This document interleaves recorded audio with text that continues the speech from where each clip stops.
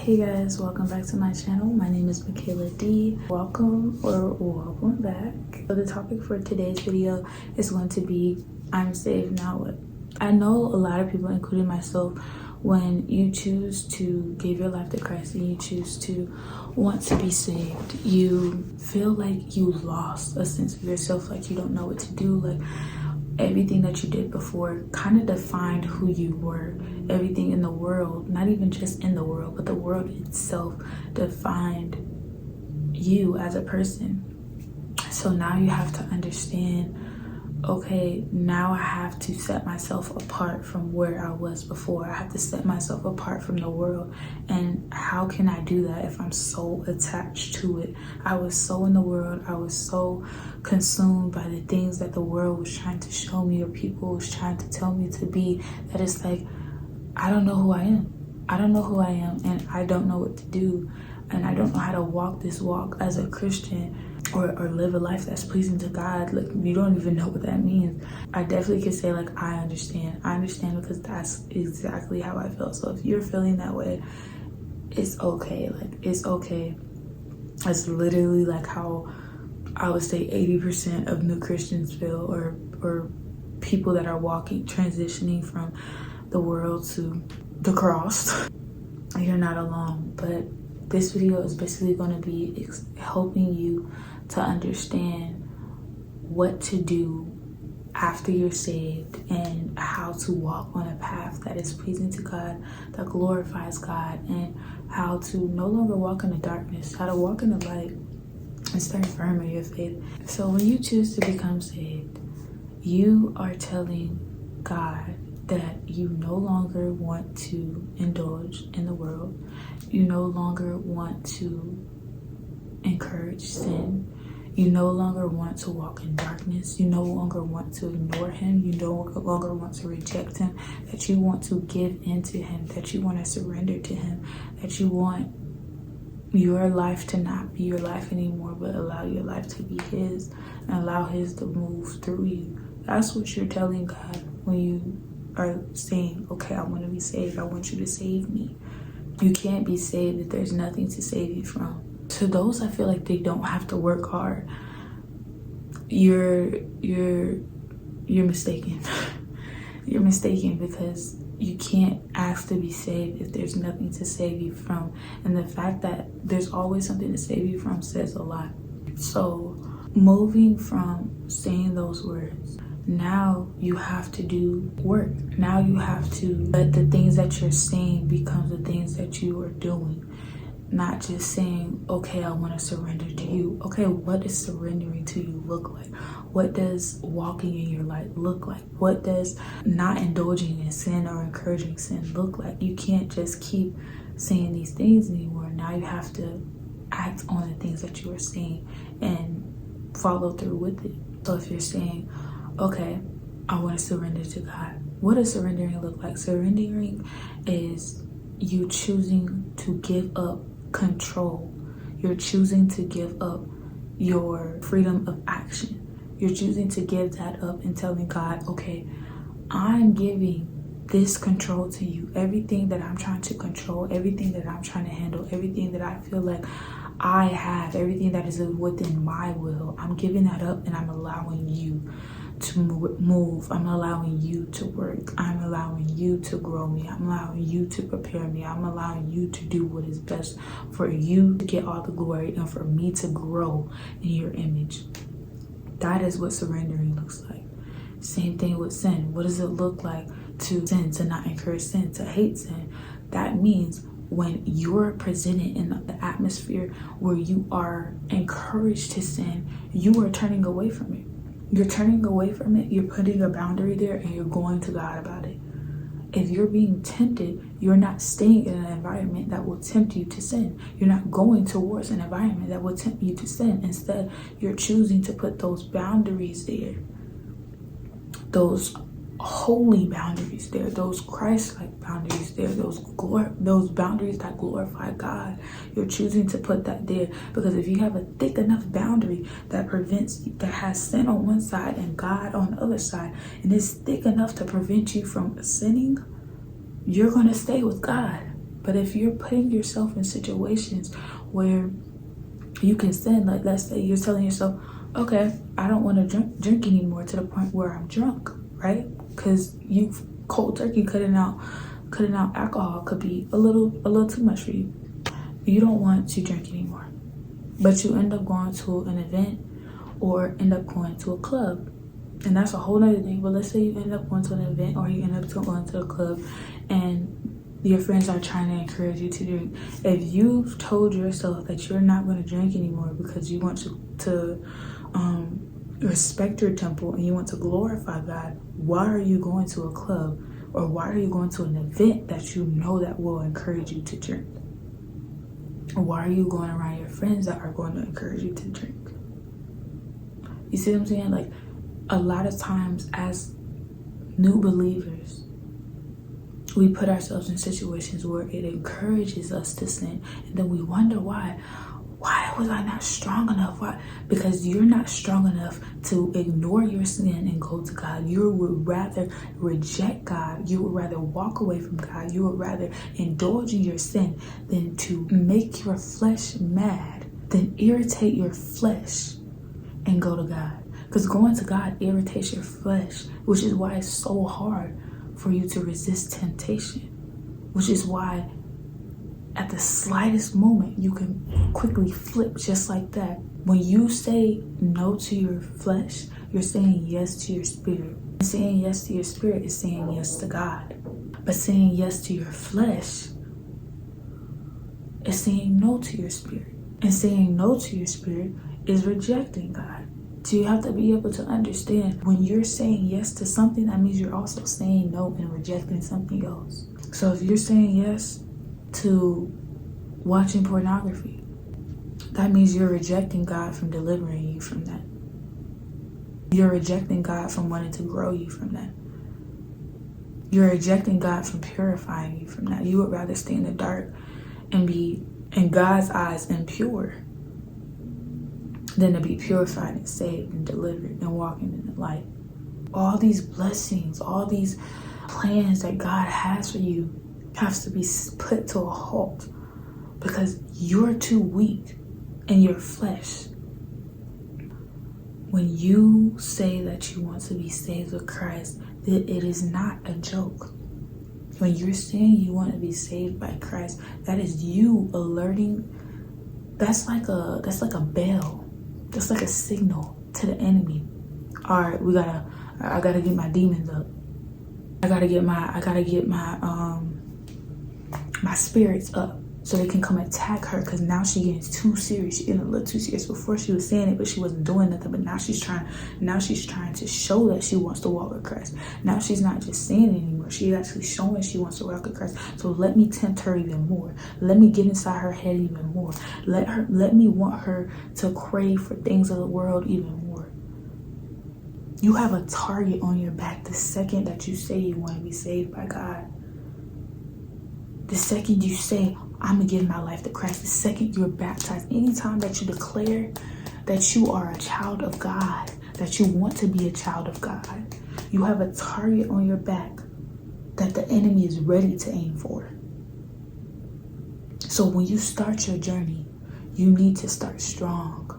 And starting strong is knowing what you're getting yourself into. And that's exactly why we're here right now, because I am going to help you guys understand what you're getting yourself into. We are called to be servants of the Lord. We are called to surrender. We are called to be faithful. But doing those things for the wrong thing, for the wrong person, for the world, will make us be so far from God, it would feel impossible to come back. And that is the enemy playing with your mind, making you feel that you cannot come back to God after all you have done. But God welcomes us. He welcomes us, and He has welcomed you. So congratulations, you've made it. You've made it to the point where you can say that you want to walk with Christ, but now comes the hard part where you have to fight, where you have to continue to stay prayed up, where you have to continue to include God in everything that you do, when you have to start removing yourself from people, or removing yourself from situations, or isolating yourself away from things that do not glorify God. And it's okay, because when you first start removing the things out of your life that does not please God, it might feel lonely, but I promise you, God is going to build you such a God-fearing and intentional and loving and caring and supportive community that you're not going to miss the people that were there before. You will still love them, but you won't miss that life, because that life allowed you to be away from God. This life allows you to be towards God and prosper in His light. So I know I threw the word surrendering around a lot of times. Well, I stated what it means to be surrendered, and I stated what it meant to be saved, but I don't want you guys to think those are the same things. Saying you want to be saved, and saying that you are saved, versus saying that you want to surrender to God, or saying that you're surrendering to God, are two different things. Being saved or saying that you're saved, it's a lot of words. Surrendering makes you take action. Surrendering makes you do work. Because you can say, oh, I'm saved, or I want to be saved, but these are just words you're saying. But surrendering requires you to act. That is the difference between the two. And you have to understand that when you're on your walk with Christ. Being saved and surrendering are two different things. They're not the same. You don't get one and the other comes automatically. No, you have to work towards surrendering. You start with being saved and you work towards surrendering. It's not something that just comes or something that is linked to being saved. Surrendering requires you to do work. And that's what you're going to have to do throughout your entire journey with Christ. It's not going to be easy. It's not going to be to the point where it feels like you can do anything and X, Y, and Z. Like, no, it may feel like that at certain points, but there's going to be a lot of points where you're going to have times where you're going through the trenches and you feel like God is not there. But I will tell you that He is there, and He will always be there. He has never left us nor forsake us, and He never will. He is the same today, yesterday, and He will be the same forevermore. He will not change, and He has not changed. He has been the only constant in our life that we have ever experienced, whether we have acknowledged His presence or not. The only thing that changed was you. The only thing that changed was the fact that you didn't believe in God, but now you do. The only thing that changed is that you didn't want to live for God, but now you do. The only thing that changed is that you wanted to live in the world, but now you want to live in God's light. That is what changed. That is what changed. With being saved comes surrendering. And with surrendering comes being a vessel. Being a vessel is what we're called to do. Being a servant is what we're called to do. What does it mean to be a vessel? What does it mean to be a servant? Being a vessel means that you are merely just a car. You're merely transportation. And God is the driver. God is moving us from point A to point B. You're just the thing that He uses to get there. That's what being a vessel is. Being God's car. You don't have no control when you're God's car. A car doesn't have control when you drive it. It can't be moved unless there's someone operating it on the inside and controlling it on the inside. And that's God. That's literally what it means to be a vessel. Your life is not your own. When you decide to give your life to Christ, you are telling Him that your life is not your own. Your life is His life, and He is living the life that He wants you to live, because He is making those moves. He is putting you in different rooms, in different situations, so that He can get the glory, so that He can be exalted, so He can be glorified, so that can be a testimony of how good He is, how merciful He is, how loving He is, so He can continue to gravitate His children towards Him. That is what being a vessel is. Now, He does this in multiple different ways. Not everybody's purpose is the same as the next person's. But at the end of the day, we are all vessels of Christ. And He will use us for His glory in whatever way He intends to, in whatever way He sees fit. So, as I stated before, you're saved.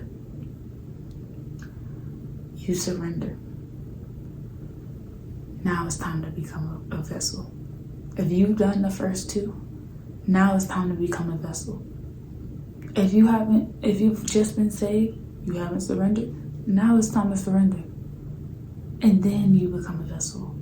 But between being saved and surrendering, there requires growth.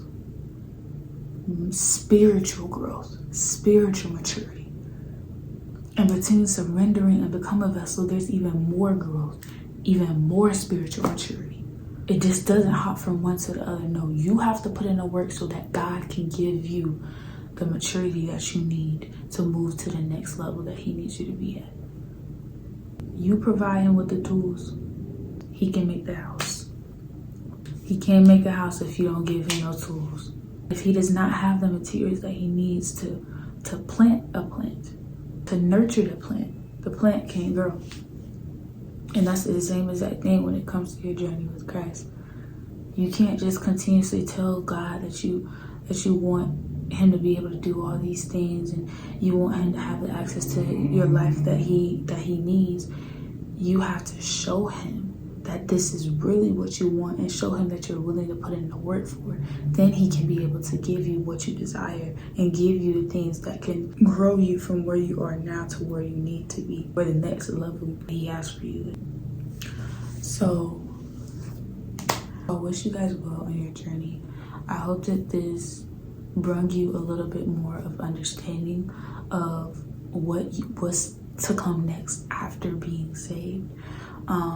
One thing that I didn't talk about that I will talk about in a different video is finding an identity in Christ, because you have now shedded your old identity from the world and now you need a new identity, and that new identity is Christ.